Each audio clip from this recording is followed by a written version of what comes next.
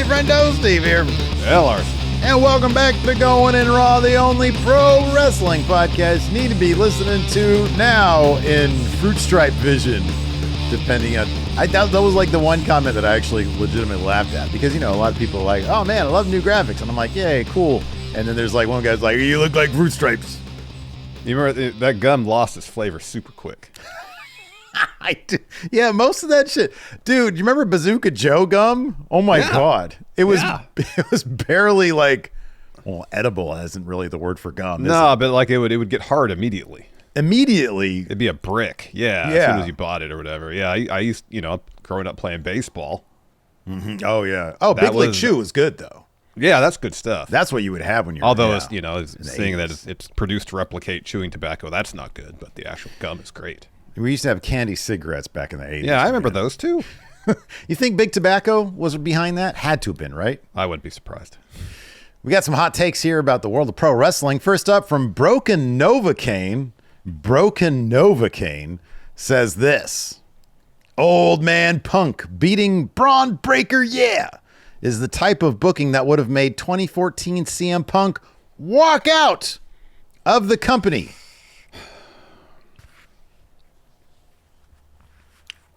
I don't know, because I think 2014 CM Punk would have been pretty satisfied main eventing.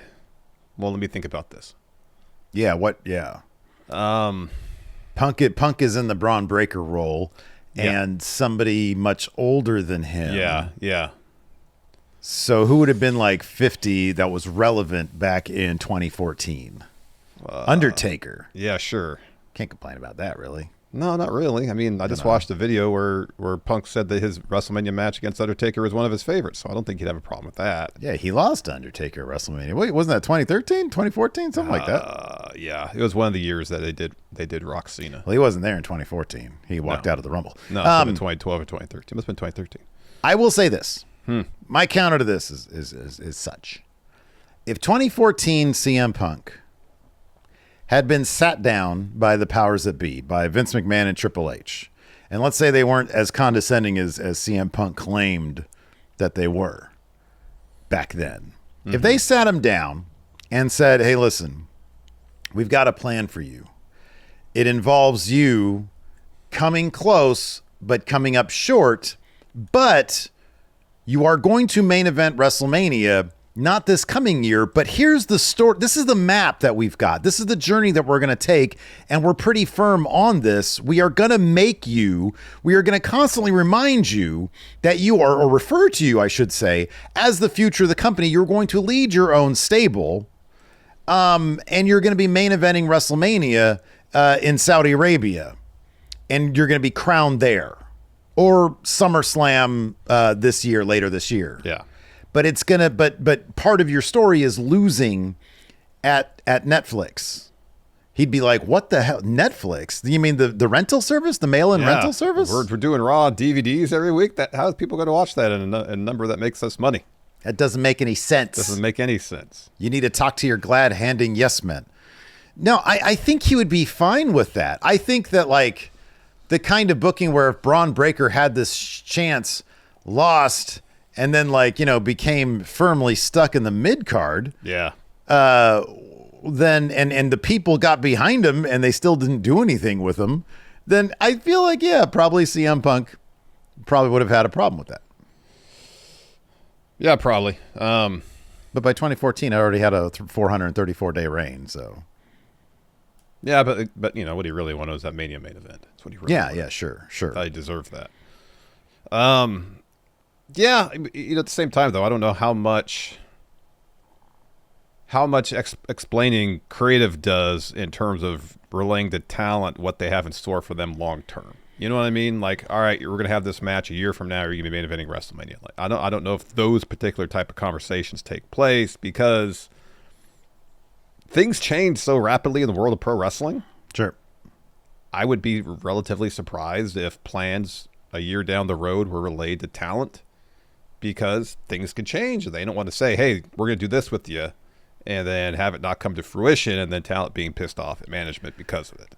Well, okay. If I totally see what you're saying. I don't. You're right. I don't think that specifically, but But I think if the idea is if 2014 CM Punk was in the Braun position and he had the general sense, all right, they're positioning me to be the guy going forward, which I'm sure Braun has that sense, whether it's been explicitly told to him or not, he has that sense. yeah.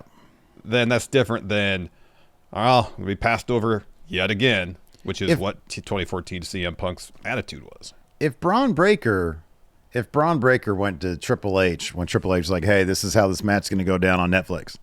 You're going to lose," and the entire time he's been given creative that's saying this guy is the future. He's leading his own. They position him firmly at the head of the division now. We're like, number one, I don't think anybody has to say anything to you.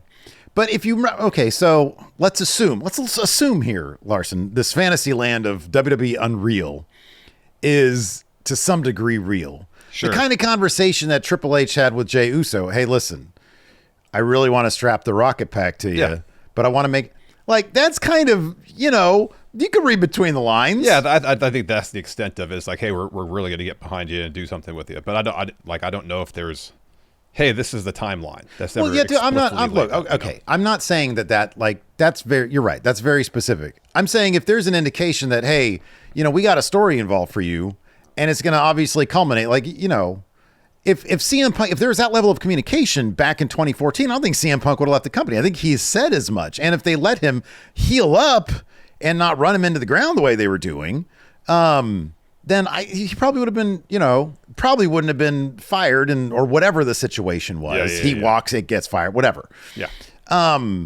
And so, I think it's it's apples and oranges. But I mean, I'm honestly trying to figure out okay, are we talking 2010 CM Punk or 2014 CM Punk? Because his whole career in terms of being as big as he was between those years.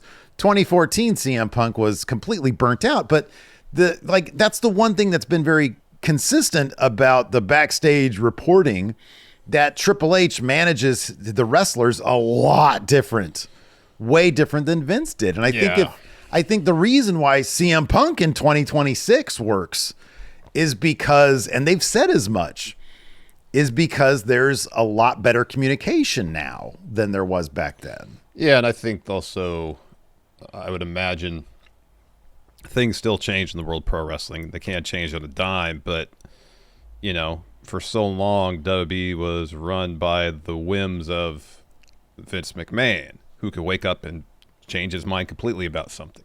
It's hard to build faith in one's creative when this could all just be blown up and go a completely different direction. Triple H doesn't book that way, so I think wrestlers have a lot more faith in terms of trusting the direction things are going, I would guess, because of that, as opposed to, all right, I'm going to walk it to TV today. What am I going to do? I have no idea. I mean, dude, you and I feel like we've seen enough interviews and little snippets of backstage stuff with Triple H, and we've heard enough stories about Vince McMahon to understand that talking to Vince McMahon was like talking to, I mean, I'd say a wall, because it's hard to penetrate that. But it's maybe even worse than that, because you talk to somebody who gives you one answer one day. It's like talking to somebody, well, that's kind of insensitive, but I was going to say dementia. You talk to somebody one day and you get one thing, the next day you get something completely different, And so I don't know a better analogy. So I don't know. I feel like when you talk to Triple H, at the very least, he'll give you probably as straight an answer as you can get in, like you say, an industry that changes very quickly, So I don't know. I kind of feel like it's a completely different situation. We got more people who want to talk about Phil. Muted you, bro, says CM Punk winning does nothing for the future of Raw or WWE. It's does something for the present, they must think, because CM Punk's pretty huge deal, and the crowd's really behind him. He probably sells a ton of merch. He's really popular. If the idea is they had a plan in place for Braun prior to Seth's injury, and they believe in that plan and want to stick to that plan because they think it's going to lead to what they want, and that Braun being set up as the guy going forward, then I guess they think changing that to put the belt on Braun sooner rather than later is potentially a detriment to him reaching that point, and therefore they're going to push on it. Yeah. I don't think Punk winning on Raw last night is a net positive or negative for anything in terms of what's going to go on down the line. I think it's a push because Punk's popular. He probably sells a ton of merch. I would guess his quarter hours do really well. And they're going to go to WrestleMania with Punk as champion. And if Braun faces him again there, Braun's probably going to win in that instance. And this is also, in a lot of respects, Braun's story. He reaches a certain level of success. He comes up against somebody with more experience than him. He has a setback. He overcomes that setback to achieve greater success. That is, since his days in NXT, that has been Braun's story. There's an added wrinkle as well because he is the leader of a faction.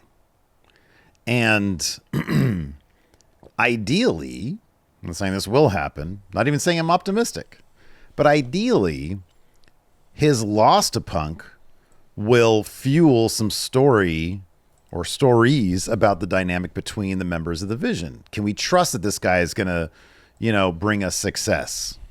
Should we go with Logan Paul? Should we go with, Bronson Reed? And so I think that there is an opportunity here for stories. And again, it's the kind of thing where, Triple H obviously is invested in the Vision. Will we get cinema? Maybe not. Will we get something that approximates a logically told story that culminates in a big moment where Braun Breaker finally does win the championship? Probably. I feel like that's probably not out of pocket to think that's going to happen. So he's on the rise. He's already won the mid-card title. He's leading his own main eventing faction. He's going to be fine. And I think in the end, it probably will have done more. I don't know if many people, if at the end of WrestleMania, we're going to see Braun Breaker holding that title, or even a year from then when it's at like a fever pitch and the people are like, man, this has to happen. And it's such a great cathartic moment. If a lot of people go back and say, boy, that Netflix anniversary show, they should have really done it then. Yeah. I feel like you got to give some benefit of the doubt here. I mean, you could make parallels. Granted, it would be obviously in hindsight between this and Cody losing at Mania 39. Sure. Where it made all the sense in a lot of respects for Cody to win at 39. He didn't. They took the extra year to build Cody up further and to do the whole Cody Venger storyline. In the end, I don't know if you can argue that it didn't work. Very few. We get every once in a while we get comments saying they should have still done it at 39, and that's great to have that, to have that opinion and to think that. But man, I don't know, to bring in the final boss the way they did was a terrific build, and you needed that extra year to do that. So yeah, I agree with that. Next hot take here from Merrill Cheap. Says Triple H is not much better than Vince at making new stars. It's the same handful of people at the top of the card that has been for years at this point. Let me ask you this. Sure. Is it too early to tell? Like, Vince was still running things seemingly via signal chat as recently as WrestleMania 39. We just got, this was 41 in 2025. Mm-hmm. We're about to be at 42. If the premise is the young stars of today, like you need time to get them to a certain place. The one thing that you and I have acknowledged is, as I asked this question, I'm going to let you answer at some point. The one thing that we've acknowledged is that, like, he allows the performers to understand their characters better and to fully, commit to these characters because he doesn't use his random ass whims to change things on a dime. What say the Larson? The one thing that I've found thus far surprising about Triple H's approach to main roster creative is the lack of impactful NXT call-ups.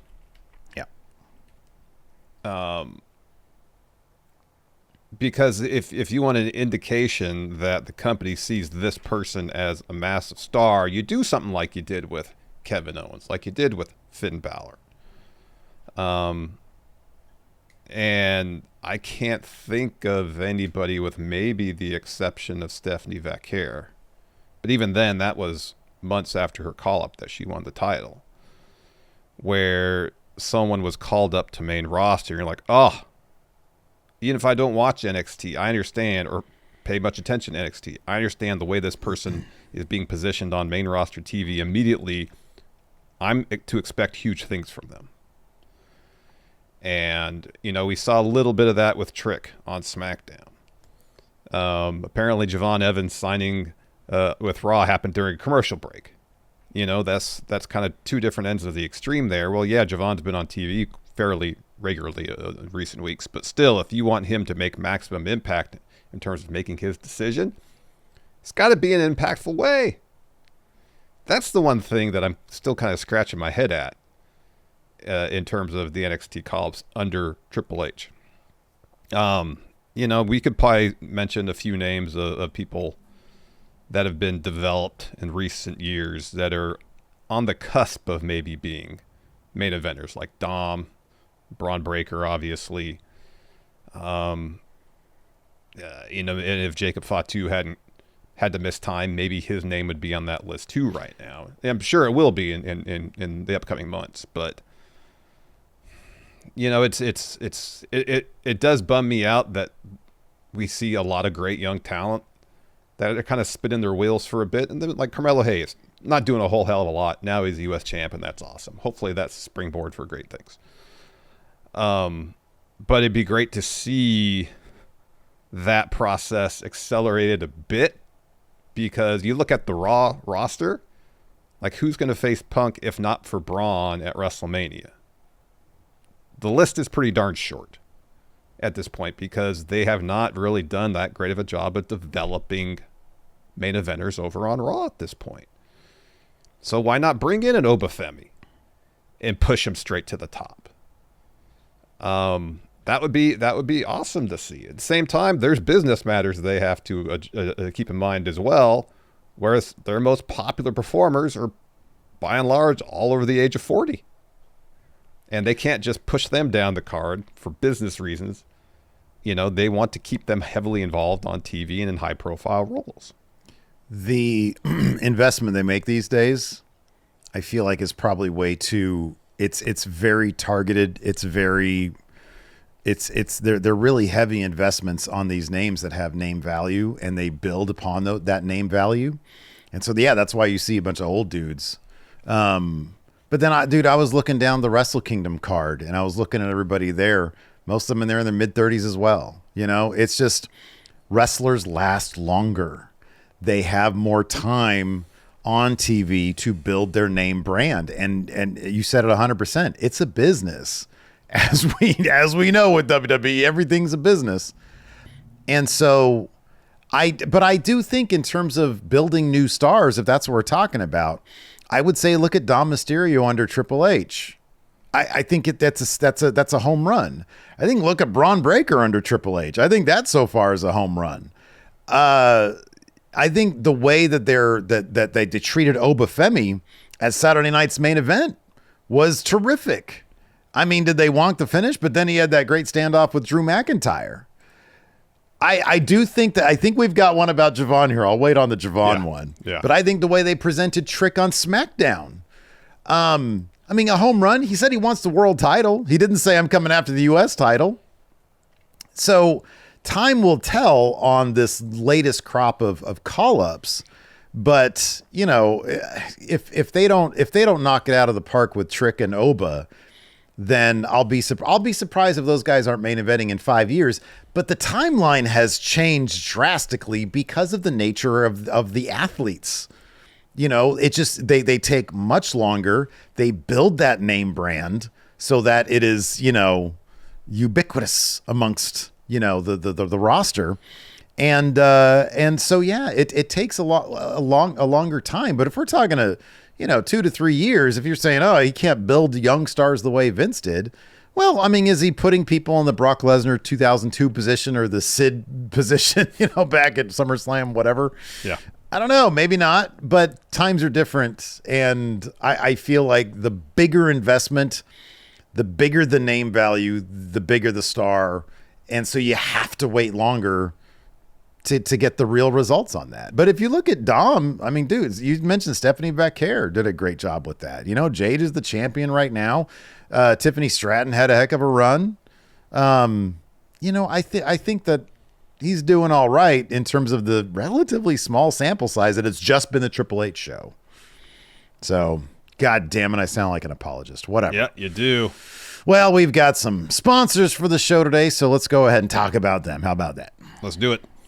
This episode of Going in Raw is sponsored by Brooklyn Bedding. I got some news for you, Steve. Oh, man, breaking news. Yeah, guess what? I'm tired again.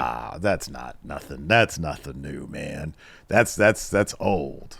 Just like you. You're tired every day, man. Yeah, I know. I just can't seem to get my rest. Maybe it's part of getting old. Maybe my bed and I just aren't a good match. Yeah, man, I can't keep you from getting older. I wish I could, because I'd use that same thing on me. But I may be able to help you find a better bed. Brooklyn Bedding knows that sleep isn't one size fits all, which is why they offer handcrafted mattresses for every size and every body, even hard to find sizes. And if you're not sure which mattress is right for you, you can take Brooklyn Bedding's sleep quiz and find your ideal match in under 2 minutes. Just last year, we got my son Devin an Aurora Lux cooling mattress from Brooklyn Bedding. He's been sleeping like a dream ever since. Plus, Brooklyn Bedding offers a 120-night comfort trial, so if you don't love your mattress, they'll help you return or swap it hassle-free. And I know you've got neck issues, Larson. You complain about those as well. All the time.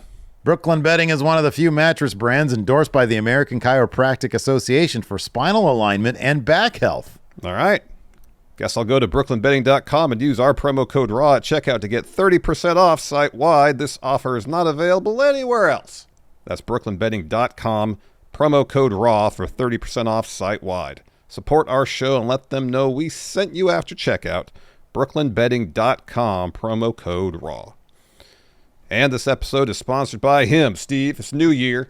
Yes, it is 2026. Correct. And it's time for some real honesty, some real talk, if you will. Shoot from the hip. Exactly. And I could tell, just looking at you right now, that you're thin on confidence. It's probably because you're thin on hair under that hat you have there on your head. Man, New Year, same Larson getting on me about my hair. And my confidence, it's at an all-time high. But your confidence is low because you're the one who's losing your hair. We can all see it. I got a New Year's resolution for you, Steve. You should listen to me, especially when I tell you that Hims offers convenient access to a range of prescription hair loss treatments with doctor-trusted ingredients that work to stop further hair loss and regrow hair in as little as 3 to 6 months. And here's a part that you'll really like. You don't even have to leave your home to do it. Hims brings expert care straight to you with 100% online access to personalized treatment plans for real health concerns all in one place so that you, Steve here, can get back to being your old, confident self. So for simple online access to personalized and affordable care for hair loss, ED, weight loss, and more, visit hims.com/goinginraw. That's hims.com/goinginraw for your free online visit. hims.com/goinginraw. Featured products include compounded drug products, which the FDA does not approve or verify for safety, effectiveness, or quality. Prescription required. See website for full details, restrictions, and important safety information. Individual results may vary based on studies of topical and oral minoxidil and finasteride. And this episode of Going in Raw is sponsored by BetterHelp. It's a new year, and with it comes an emphasis on making changes in one's life. But a new year doesn't require a new you, maybe just a less burdened you. Therapy can help you more easily figure out what weighs you down or holds you back, and that was something I found out firsthand about 20 years ago when severe anxiety was holding me back from doing much of anything. But after finding the right therapist, I learned the tools I needed to get back to being a better Larson. BetterHelp offers quality therapists who work according to a strict code of conduct and are fully licensed in the U.S. And BetterHelp does the initial matching work for you so you can focus on your therapy goals. All you need to do to get started is fill out a short questionnaire to help identify your needs and preferences. And BetterHelp's 12-plus years of experience and industry-leading match fulfillment rate means they typically get it right the first time. But if you aren't happy with your match, you can switch to a different therapist at any time from their tailored recommendations. BetterHelp makes it easy to get matched online with a qualified therapist. Sign up and get 10% off at betterhelp.com/raw. That's betterhelp.com/raw. All right, man, let's go ahead and dive into these hot takes we got left. First up from Not Ben 10 says Tanahashi is a top 10 wrestler ever, period. I saw a take on Threads the other day. I'm on Threads now. Yeah, you send me things on Threads all the time. Are you able to open them? I think you are because you respond I was to able them. to. I was able to. Snoop Dogg calling Steve Kerr's ejection was hilarious. That was great. And somebody said it's shocking to me that people consider Shawn Michaels as being more influential than the Ace. And I to that I say, isn't it kind of apples and oranges? Like, I don't know. And to a degree, sort of like lack of education properly on Japanese, on puroresu, if you will. Because like, I'm sure Tanahashi is super influential. I can see the influence of Shawn Michaels here in the US of A. I'm not as well educated as I need to be to see his influence in New Japan. I don't have a well-rounded education or knowledge base of that to understand that properly. So, I mean, top 10, I'm not as well versed in his career to be able to say top 10, but if we're talking top 10 global is incredibly rarefied air when you include the last 100 years. It is, and I'm not as well versed in Tanahashi's work in his prime. If we're talking 2010 to 2018, well, that's got very little into that. Sure. We started watching New Japan. My understanding is he's one of the best performers when it comes to delivering high caliber main event matches. His rivalry with Okada is probably the best ever. One of the best ever, probably. And what I've seen of his work, I can understand why people would rate him very highly. Yeah. But again, I'm not well enough versed in his work, especially in his prime, for me to say, yeah, without a doubt, top 10 wrestler ever. But, I understand why people would make that case for sure. Yeah, no, absolutely. I mean, I don't, it's like you said, we came in at the very tail end of his peak, of his prime.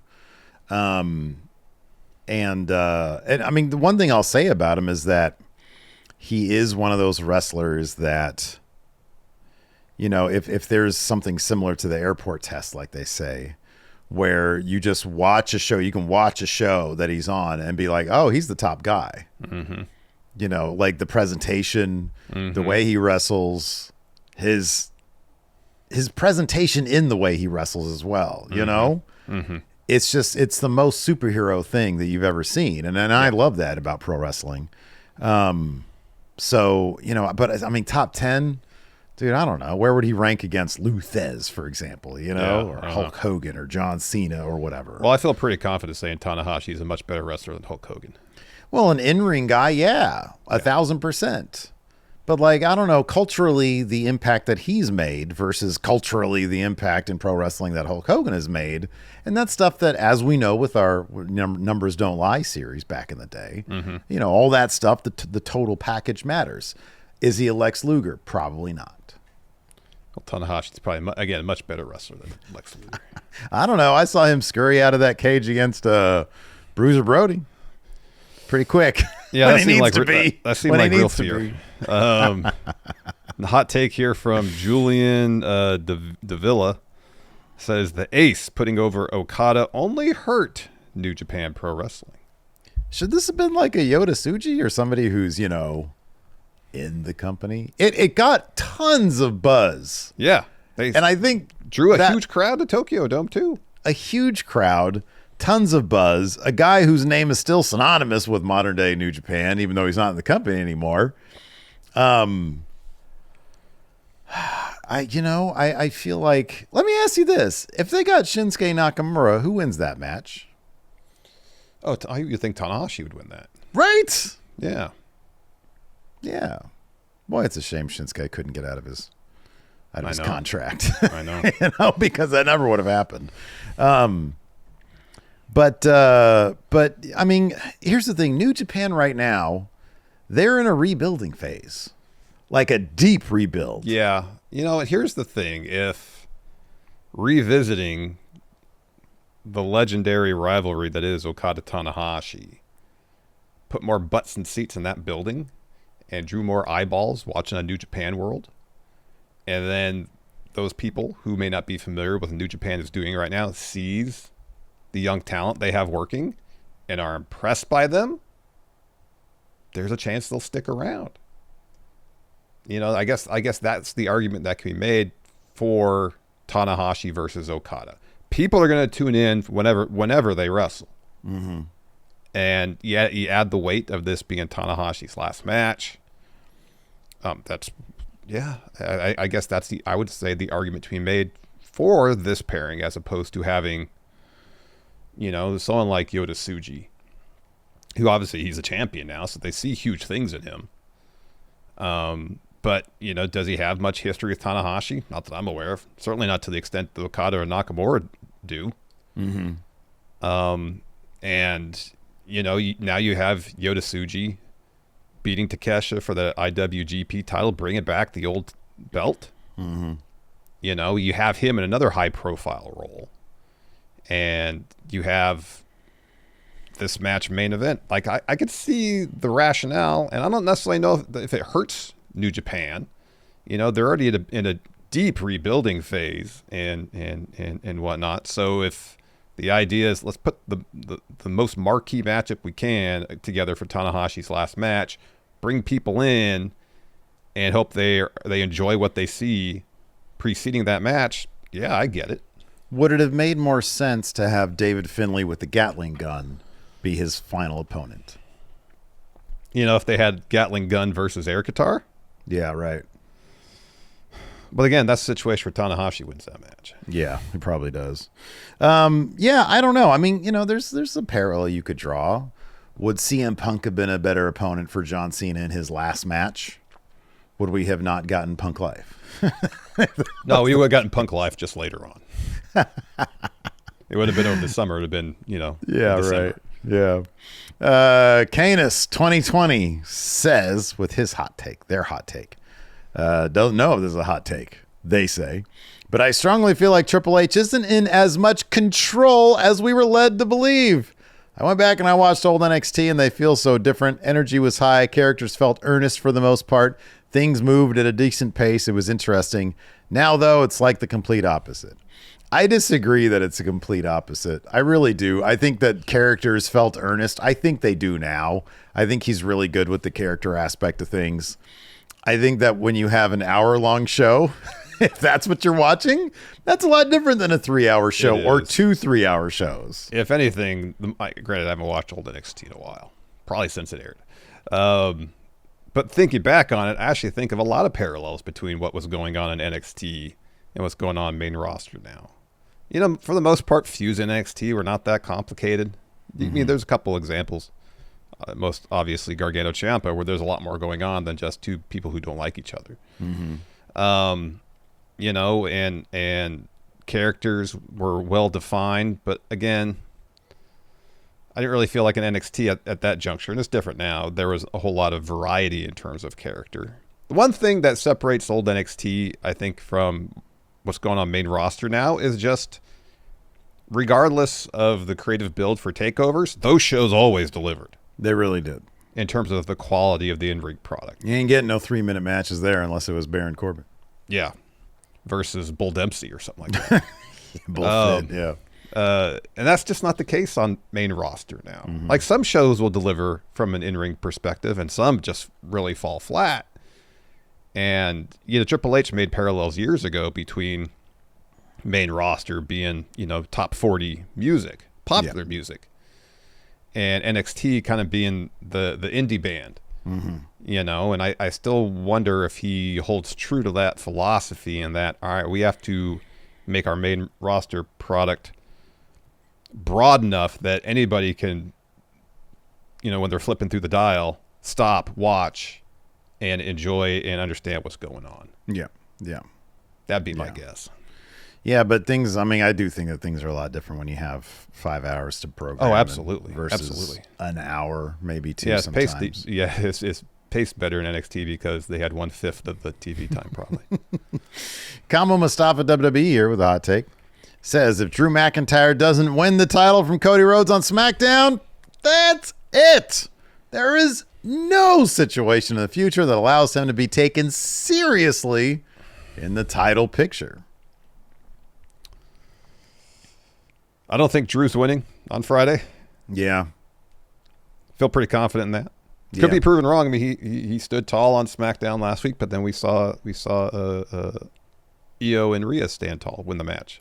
Yeah, and won the tag titles. He ain't losing that title on a SmackDown. No, Cody's not losing that title on a SmackDown.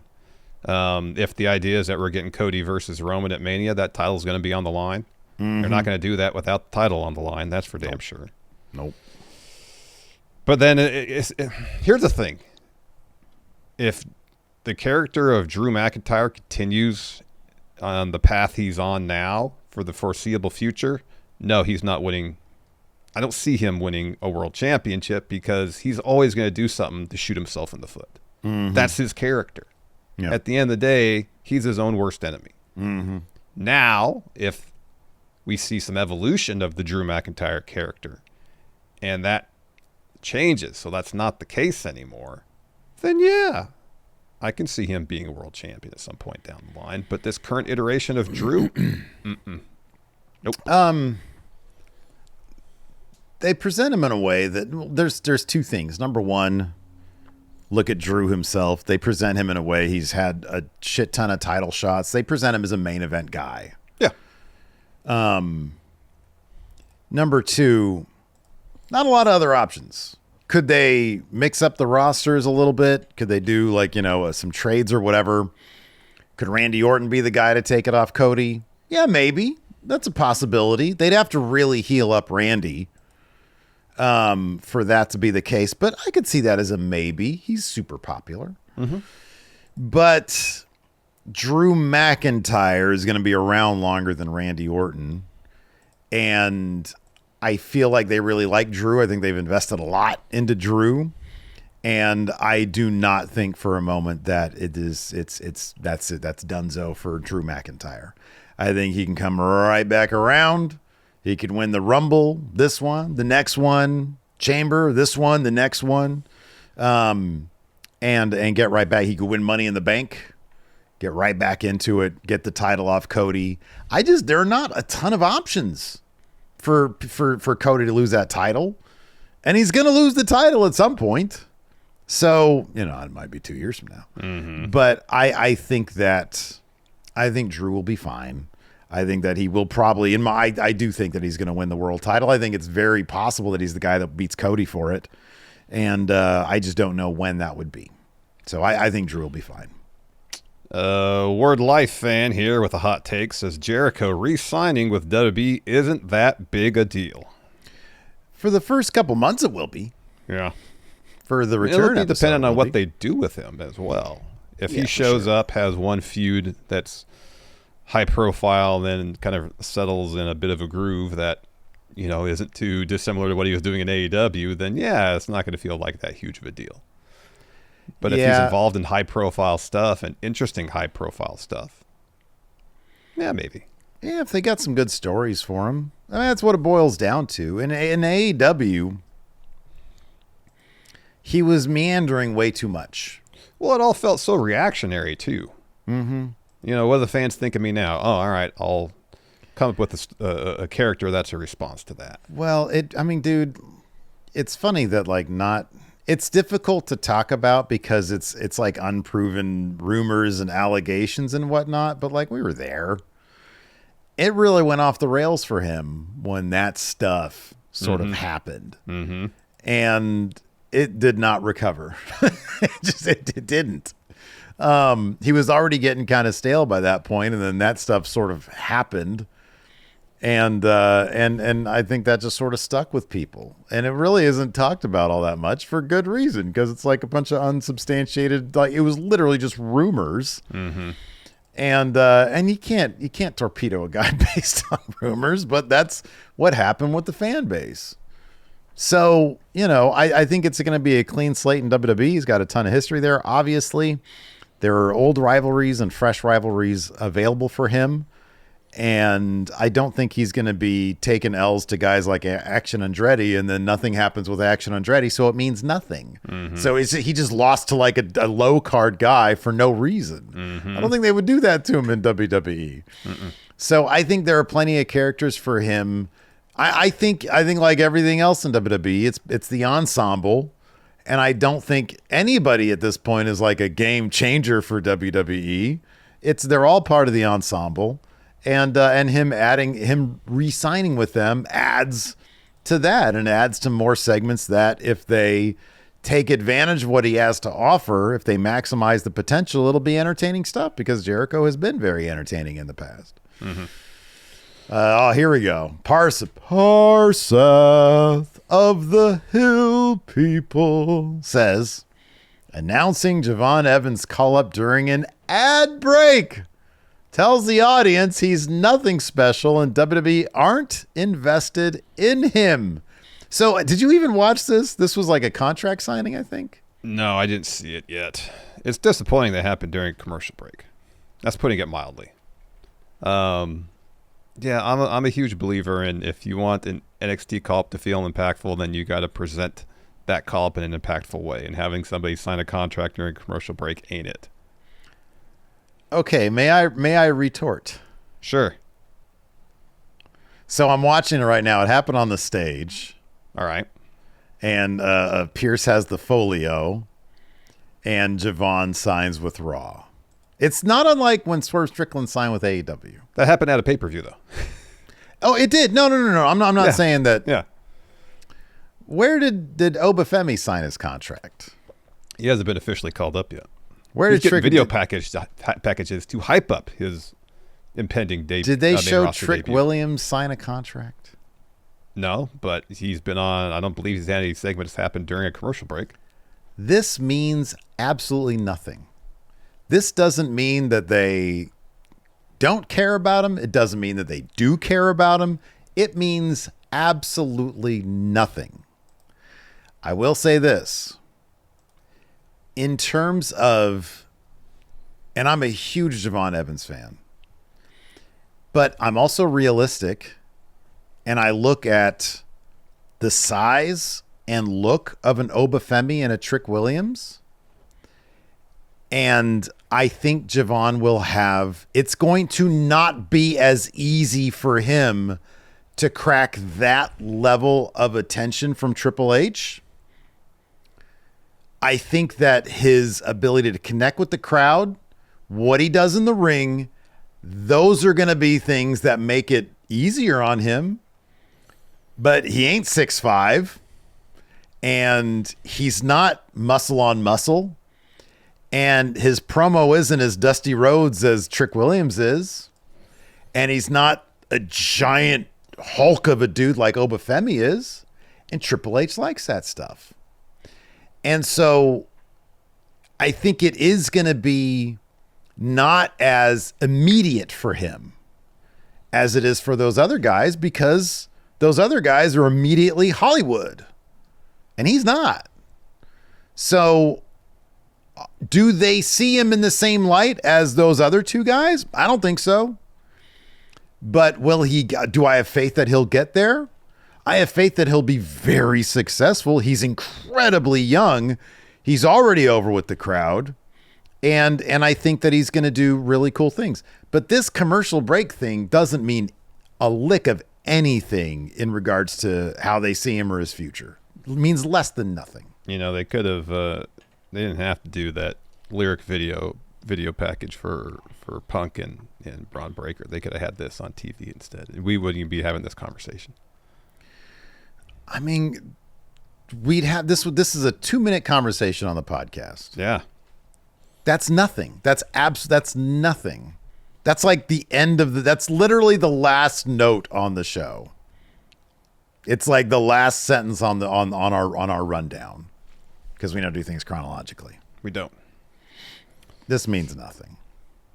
Hot take here from Ken Adams' business firm. So I guess in Ken Adams' professional opinion, Damian Priest's world title reign was better than Jey Uso's. Who did Damian Priest even defend that title against? Didn't he have maybe one title defense? It was not very many. No, because he had it from Mania to SummerSlam. Yeah, last 4 months. year. So it was not good. No, about 3 months. Dude, it was. Even his cash-in was overshadowed by the Drew CM Punk rivalry. But I liked his cash-in because I liked Damian Priest, and I really liked Judgment Day at the time.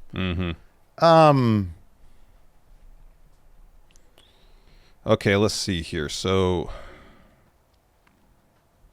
did he even have a televised? Oh my God! Please tell me he had one televised title defense. I'm still looking.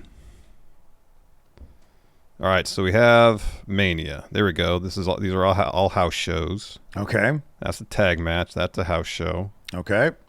Oh, Backlash. He defeated Jey Uso. That was one. Backlash 2024. All right. Well, that was the following premium live event. Yeah, most of these are either dark matches or house shows, though. Okay. So a non-title match. Ooh. He defeated Rey Mysterio. Oh, he beat Drew at Clash at the Castle. So there's 2 pay-per-view There we go. title defenses, and then he won a triple threat at Money in the Bank. Okay. Him, Drew, and Seth. So that's 3. Drew McIntyre's a bigger name than Jey Uso ever beat, besides Gunther. I think. I don't know. And that looks to be it. What did Jey Uso ever do in his title reign? That's a good question, too. Just me, Oos. All right, I'm going to look that one up. All right. What does your gut tell you without looking at this stuff, though, dude? Your general conception. Jey Uso, I felt like, was at least positioned to be a top guy, and I never got that sense from Damian Priest. You know? Yeah, I think they really wanted it for Jey Uso, and I think just my general just taking a look back, I think they really wanted it for Jey, and I think they were testing it out with Priest. Mm-hmm. I think they were Jey Uso, if nothing else, you look back on the crowd in Jey Uso and all the yeeting and shit, and it's man, he was popular. He was so popular. I mean, he still is. He was incredibly popular. So Jey won it at WrestleMania. Yeah, he beat Logan Paul in a title defense. Yeah. Was that it? He only had one successful televised defense? Because he won at Mania and then lost it back to Gunther early June. She only had it for 2 months. Yeah. Yeah, he beat Logan on Saturday night's main event, and that Money in the Bank, he was in that tag match with Cody against Cena and Logan Paul. Mm-hmm. Yeah. I mean, on paper, look, they're both turd title runs. Yeah. And they kind of have their own, they each have their own charm. They're not without their charm, but they're by no means impressive. No, they're not. Neither of them are terribly memorable. Yeah. I mean, on paper, Damian Priest is better, but Jey Uso just felt like a more popular champion. Yeah. His moment just felt bigger beating Gunther. Oh, yeah. As opposed to cashing in. Yeah. Which was fun. Yeah. It was a fun moment. But his cash in was just as much a story beat in Punk and Drew's feud as his own kind of standalone moment. If you were to ask me who's a bigger name, who's a better champion, it's Jey Uso by a lot, I think. Yeah. Yeah. Paul Evans here with a hot take says AEW were right to let Ricky Starks go. His title runs haven't set the world alight on NXT. There's little buzz about him. No particular great matches or promos either since jumping ship. Says the biggest talking point was simply his new name reveal.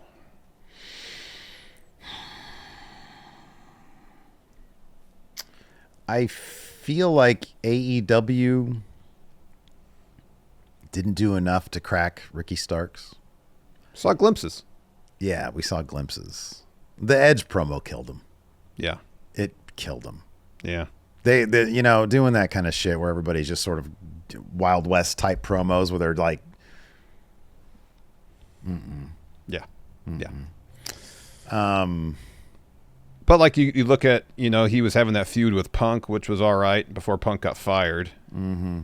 And then he had 2 great matches with Bryan Danielson. That strap match was fantastic. That was really good stuff. And he had moments on the mic in AEW. Mm-hmm. But yeah, it didn't really seem like they ever really put it together. And in NXT, it's just they made a mistake debuting him as a babyface. And him pretty walking generic around, babyface too. Yeah, him walking around. Oh, why is everybody so mad around here? Like, that was the stupidest. It seemed like a rib. Like there was a rib on AEW. Yeah, it did. Yeah. Oh, man. Yeah, I don't know. I'm curious to see what they do with him on main roster. If they're able to really take advantage of what he has to offer, which I think is a lot. But he is not a reason for me to tune into NXT.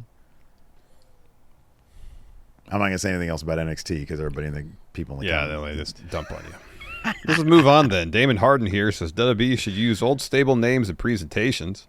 Damon says, give me Ethan Page's or Gunther's 4 Horsemen. He says, or Tony D full-blooded Italians. He says, I'd pop for Fraxium Waller Wolfpack just attacking Cody viciously. I don't know. I'm not putting Fraxium and Waller in a Wolfpack. It's funny because, like, if you think about the original Wolfpack, there was like a bunch of divorced dads. That's what it seemed like. Yeah. But Wolfpack has got one of the coolest themes / presentations. You need cool people in the Wolfpack. Mm-hmm. You need people who are young and cool. I know Fraxium is young, but like, you don't put Waller in the Wolfpack. No. I've always said Javon Evans and Saquon Sugar should start a Wolfpack. That's what it should be. That'd be sick. That'd be great. I don't know who else, but those are your 2 guys right there. But I agree with I think that I have said this for a while. Yes, take advantage of the IP you have. Absolutely. Start a new NWO. Who cares? Just do it. It's a fucking awesome theme song. It's a great logo. Just do it. The Wolfpack for sure. Here's a reason not to do it, because when next time if they ever relaunch the NWO, you're going to have the logo, but they're going to replace the W with the WB logo. Ooh. W, and going to ruin the shirt. I don't know what's worse, that or just doing the normal thing with the WWE logo underneath it. They're both terrible. But if it was like a huge WWE logo instead of one, that's just distracting, but kind of small instead of taking over everything. New WWE order. Yeah. Mm-mm. I don't think Tony D's character now is like, I mean, I don't know. I've only seen him in like 2 bits. Yeah. I think he's serious guy. Yeah, he is serious now. Yeah. Doesn't Arn own the 4 Horsemen? I don't think they could use that. I think he owns the 4 Horsemen trademark. Yeah. You've been in favor of relaunching classic factions, and no. Because people are inevitably going to compare it to what happened in the past and complain that it doesn't hold up, to what they remember the faction being. They tried to relaunch the NWO, with Shawn Michaels in it. Yeah, it was. I'm not saying you do it poorly. I'm saying you nail it. Well, I'm saying regardless how you do it, people are going to complain about it. People complain about everything already. I know, but I say, I'm surprised that NXT gets good ratings. Steve, why do you want to see it fail? What? And that's coming from our community. Our community doesn't really do that kind of shit. Here's the thing. Be new. Be new. Be new. Yeah, but look, what do you get when you're new, man? The Vision? Garbage. Yeah. Sounds like a perfume. I'm saying nail the old thing, and you're saying nail the new thing. Yes. They can't, but if they can't nail anything, at least you got something with the Wolfpack theme song. I would love to hear that every week instead of whatever AI slop they're using. Yeah, it'd be great to hear that every week. I don't disagree. Hum for me the Visions theme song. There is no Vision theme song. They just use bronze, don't they? Yeah, sometimes they use Bronsons. Sometimes Next week they might use Logan Paul. See what I'm saying? No, but here's the thing. Like, would I rather them create a new faction and book it in a mediocre fashion, or have them do some, bring out the NWO shirts out of mothballs, and book it in a mediocre fashion? No. Well, really, like when you get down to it, it's window dressing what's making it interesting, as opposed to anything related to the stories. So they just brought back the NWO to have the shirts and the theme song and be like, well, this is obviously just a ploy to sell shirts. That's what it would feel like. Do it good. Do it good. Yeah, but they haven't really. What's the last faction thing WB has done well? Judgment Day. All right. Yeah. Yeah. And their merch is pretty cool. It lacked that defining logo. That's what it lacked. Nobody does faction logos well anymore. The last good faction logo was the Bullet Club. Yeah. And that was 13 years ago. Yeah. 13 years ago. Jeez. It's pushing 15 years. Yeah. Yeah. So I guess maybe the real argument here is, instead of going back to these names for nostalgia's sake, like, put actually more thought into factions. No, the real what this should the lesson that should be learned is use Alter Bridge. Yeah. That's what, because that's already you're 80% of the way there. Yeah, that's true. Alter Bridge will get you there because the Judgment Day theme is amazing. It's good. And they don't fucking use it. I know. I don't get that either. I don't get that. Like, can we at least look, we don't have to use the NWO theme. I still think Wolfpack works if you put it in, like in a crew, like what I said. I think that's the one thing that works. Yeah, cracking the actual NWO, that ain't easy. No, DX. We need to put DX, Jackson Drake and those dudes in DX. I think the one Shield, no. No, I think the Wolfpack is the one, because it was relatively short-lived. It was, yeah. I think people have good memories of it. Mm-hmm. The Kardashians wear that shit, I saw a dude at Disneyland with the Wolfpack shirt on. Right. You can do that still. You can do that. Otherwise, honestly, like, how many factions really are there? And I think Arn owns the Four Horsemen. Yeah, you mentioned that already.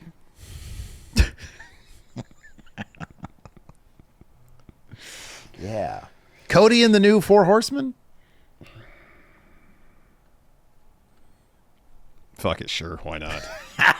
The Horsemen, dude, they never had a cool logo either. No, they didn't. No. And no. Yeah. Hot take here from Braden's John says WrestleMania 30 is a bad show. Is it? It is largely looked back upon by many as one of the best Manias besides the opener. There's nothing else of great quality. Talk about that fucking... The main event was awesome. Yeah, the main event's really good. Main event is really good. You get that shocking moment. Like, Undertaker versus Brock is not a good match. And part of that is because the Undertaker got concussed like 2 minutes into it. Yeah, but the moment is everything. Shocking moment, yeah. That's huge. Triple H had like the best entrance of all time. He had all the Triple H women lined up, and he had like a big gold headdress piece. It was very He-Man-ish. Mm-hmm. Daniel Bryan winning was great. Didn't he have like some sort of cool multi-man? He had the Shield defeating Kane and the New Age Outlaws. Oh, you didn't know? Was that Cesaro won the Andre Memorial Battle Royal? Yeah, that's right. John Cena versus Bray Wyatt. Yeah, that was interesting. I didn't like the finish per se, but I thought that was an interesting bout. A Vicky Guerrero invitational match that AJ Lee won. I don't know if that was good or not. I don't remember that. What the fuck? There was only... Really? Look, dude, there's only... Not including the pre-show, there was only 7 matches. That's great. Yeah. This might be show of all time. What is this guy talking about? I don't know. I'd have to go back and revisit it because maybe they're all stinkers. What do I know? Yeah, who knows? Ragnarok here says AEW needs to scrap Collision and just make Dynamite 3 hours every week. First off, no wrestling show should on a weekly basis should be 3 hours. No. It's an hour too much. Yeah, I agree with that. Secondly, SmackDown, yeah, it needs to be 2.5. Two and a half max. Mm-hmm. Steve, since you're the resident Collision cowboy here, lay out Yeah. the case to defend Collision on Saturdays. Oh man, it's fucking. You got hologram on there, clone. Not currently. He's hurt. Yeah, he's hurt. It's clone. Yeah, you got clone on there. Yeah, I don't know. I'll put it this way. I would rather have two 2-hour shows than one 3-hour show. Mm-hmm. I think you're 1,000% right. I think 3 hours is too much. It's too fucking long. It's too much. Who wants to sit there for that? Not I. Yeah, same. Elwin here says Steven Larson changed their graphics so that we no longer have to see bad matches or anything at all. Yeah, so far I think the graphics are a rousing success. Huge hit. And my metric for that is I love it. I'm sitting here, I'm recording on OBS right now. I'm looking at our graphics and I'm like, "Damn, Steve." It's honestly, dude, I'll be honest with you. It's rare. It's rare. I got my Instagram. I got like I think it's Steve916, I think, is like my new Instagram where I'm putting up a lot of artwork. I'll be honest with you. Most of it's trash. I don't like my own stuff. It's rare, very rare that I like my own stuff. I did like a draw. I'm actually working on a comic book about a luchador that I'm actually really happy with so far. It's all like, I'm actually doing pen, pencil, and ink, Like this drawing right here on this shirt. I really like this. It's like the only thing I've done in the past 10 years that I really like. I generally don't like my own stuff. I'll put it up. But this stuff right here, I love. I think I did a good job. It's like the rare time. And the funny thing is, when I was trying to think of how to handle it, I was like, all right, I know I want like a Zubaz-esque print because it's very wrestling related. Mm-hmm. I was at Barnes & Noble and there was this book that like showcased toy ads going back to like the 1800s to like current. Yeah, it was cool. It's really cool. I didn't get it, but I was flipping through and I was taking some pictures and there were ads from like the 50s and it had this texture in the printing. And I was like, I want that. Mm-hmm. And I didn't know how to do that, but then I figured out how to do it. And the reason why is because I had like the super bright ones. And when Bama was like, you need to dull those down, I was like, all right, let me see if I can crack that print texture because that'll help. And I did. And I'm so fucking happy with it. So if nobody else likes it, I do. And so I'm really happy with it. There's a couple people who have said you guys did an NXT 2.0, and I disagree. Aesthetically speaking, I disagree wholeheartedly. Yes, it's a lot of color, but that's where the comparison stops. Mm-hmm. The NXT 2.0 thing was very much like Nickelodeon, and that's not what this is. The fruit stripe thing, totally. I totally get that. Yeah, I see that too. I'm fine with that. I like that aesthetic. I think it's cool. So yeah, if it's actually blinding people, I guess mission accomplished. Yeah. Yeah. So good job, me. Good job, you. Yeah. Next up, Ozzy here says Arnold had the more iconic career than Sylvester Stallone. Yeah. What do you think about this? I like this one. I don't think that's really much of an argument, honestly. You think so? Yeah. I mean, Rocky and Rambo. Yeah, I know. Cobra. Judge Dredd, Demolition Man, and then the heavier stuff, Copland. Yeah, there wasn't really huge on Copland. Yeah, you didn't like Copland. I didn't like Copland. Oh, I understand the cultural impact of Rocky and Rambo in the 80s, late 70s for Rocky. Let me ask you this: What? Who's a better actor? Oh, probably Stallone. Probably Stallone, right? Yeah. Who are you? I don't know. I just felt like, as a child of the 80s, Arnold's movies just had more oomph to them for me. I don't disagree with that. He worked with better directors. Oh, without a doubt. Yeah, Paul Verhoeven. And I wonder from a box office perspective, in the 80s specifically, who I would guess would be Arnold was more successful. Well, James Cameron was True Lies, wasn't he? Yeah. Yeah. And the Terminator movies. Oh, yeah, that's right. Yeah. Duh. Yeah. James Cameron, Paul Verhoeven. I don't know who directed The Running Man, but goddamn, that movie was I cool. don't remember either. I know Shane Black wrote. Didn't Shane Black write Predator, or was he just in it? John McTiernan directed Predator. Yeah. Oh, yeah. John McTiernan. Yeah, Die Hard, right? Was it? Yeah. Was it John Milius did Conan? Yeah. So yeah, Arnold worked with a lot of. He worked with some good directors. Yeah. And then you got Stop or My Mom Will Shoot. Yeah. Which was not without its charm. I watched that movie in the theaters. I enjoyed it. Don't remember anything about it. No, I don't either. Early Stallone, I think he worked with some decent people. Maybe. But yeah, then Stallone just sort of he wanted to be in charge of his own creative. He directed some of his own movies. He directed wasn't it a sequel to Saturday Night Fever?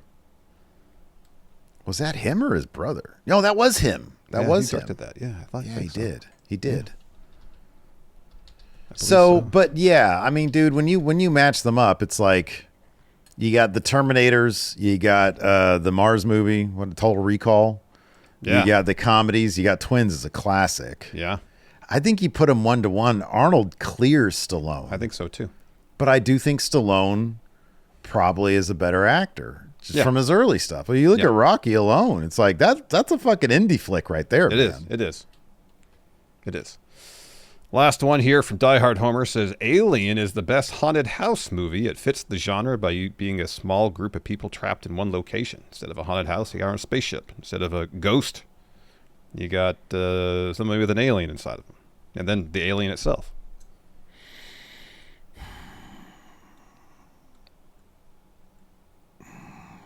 I get the parallels that Die Hard Homer's talking about here.